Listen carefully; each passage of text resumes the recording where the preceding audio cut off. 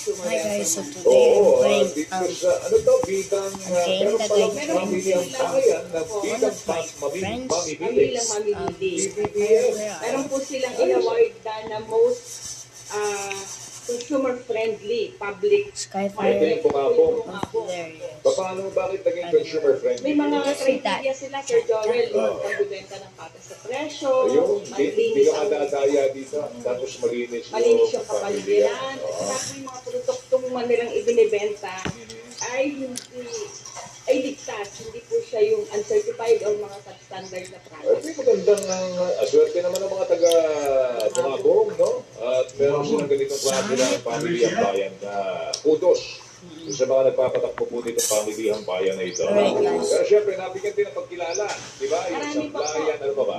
Sablayan, No way, this is saka the po Santa better Cruz, Marinduque.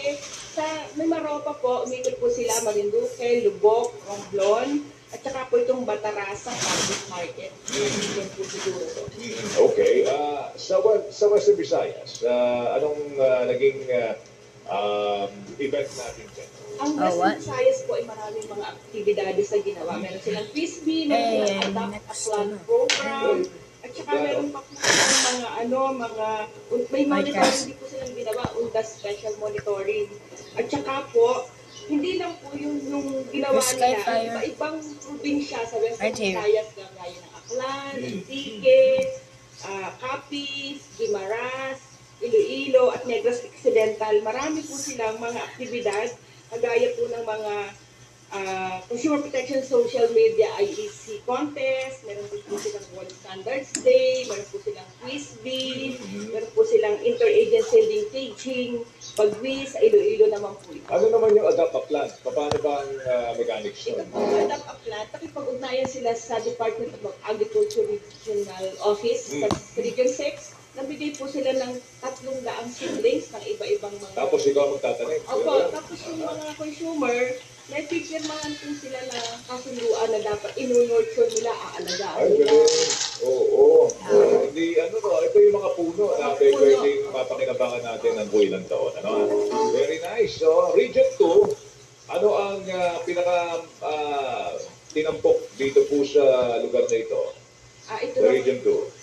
Region 2, nagkaroon po sila ng tinatawag na distraction or confiscation. Yun po yung mga nakonfiska na mga already. uncertified, yung mga hindi po compliant sa requirement standards natin o sa Consumer Act.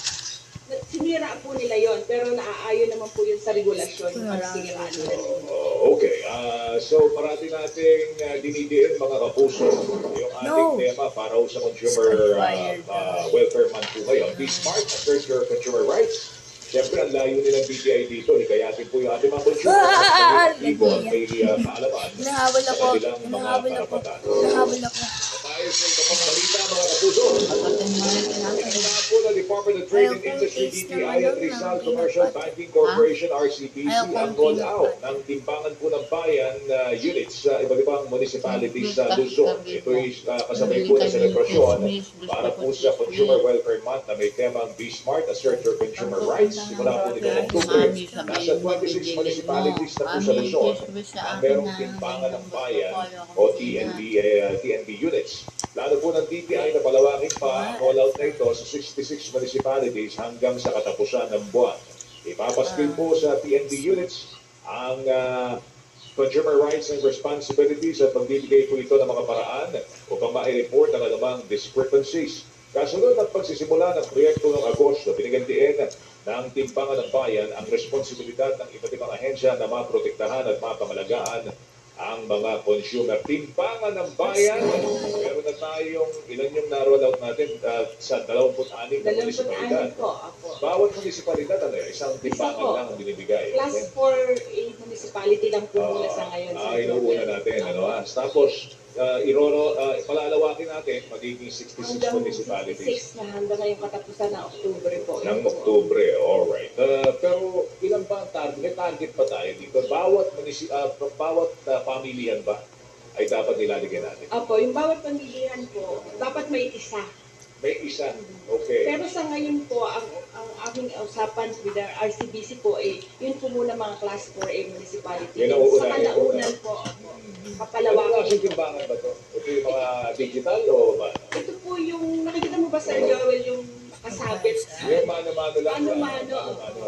Kasi mas mainam minsan Mas, ng mano-mano. mas no? accurate daw po Mas ata. accurate ang mano-mano mga kapuso. So ito, nakapwes strategically positioned dito sa Isang lugar isang na lugar doon sa makikita makikita ng ng lahat tao. ng mga bumili. So, paano mechanics niya? Halimbawa, bumili ka sa suki mo ng 1 kilo ng baboy. Itimbang mo Pwede doon. mong dalhin doon. Timbangan ng Ito, bayan. Uy, 1 kilo ba talaga Sakto. ito? Oo. Ako, lahat ng mga consumer po na may bibilhin, karni man yan, kung tayo, ano man tinitimbang, ano lang po sila, Bye. pumunta lang doon, titimbangin nila, wala namang kung bayad yan, at saka Para open na tama. po yan sa public. Open sa public ito. Ano? Kaya lang,